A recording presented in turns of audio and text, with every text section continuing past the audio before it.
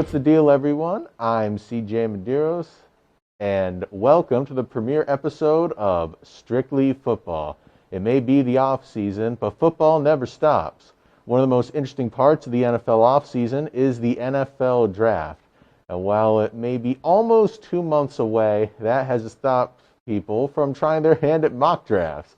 That being said, let's check out the top 15 picks, because it's usually where the biggest names end up. Now keep in mind that this is barring any trades.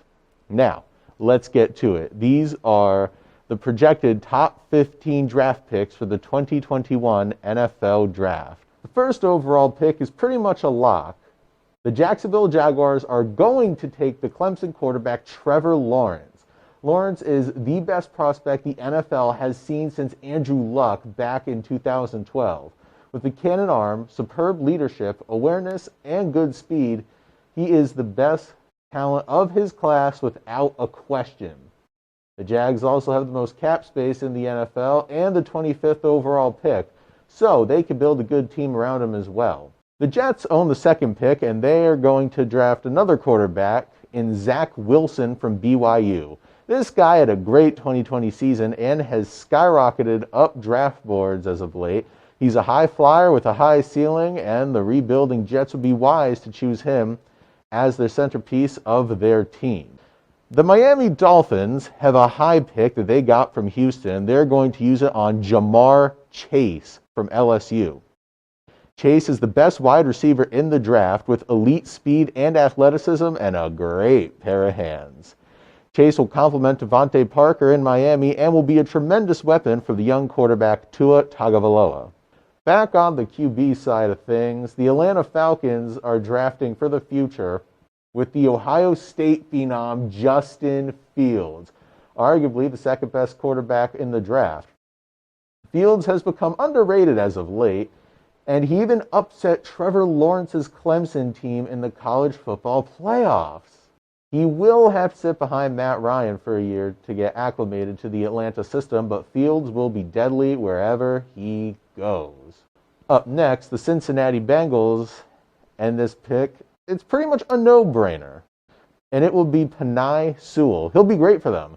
Sewell is one of the better offensive tackle prospects the league has seen in a while. He's a stud in pass and run blocking, and on top of that, the Bengals need to upgrade Joe Burrow's offensive line if they want to keep him healthy. At 6 overall, the Philadelphia Eagles are in a tough spot regarding who to take. But here, they would decide to take the Heisman-winning receiver Devontae Smith. Smith has great hands and can easily win jump balls. Pair that with smooth route running, and Philly may have their next big star. Speaking of upgrading at receiver, the Detroit Lions need to pair someone with their new QB Jared Goff, and their current star Kenny Golladay may leave in free agency, so it would be wise to pick up Alabama's Jalen Waddle. Waddle is a small, speedy receiver who is elusive in space. His juke moves and footwork make him extremely valuable to a team like the Lions, and he would be a great fit in the slot. With the Carolina Panthers, they've made it clear that they want to move on from their current quarterback, Teddy Bridgewater. So they look to North Dakota State's quarterback, Trey Lance. Lance is dangerous with his arm strength, but his agility and speed add another level to his game.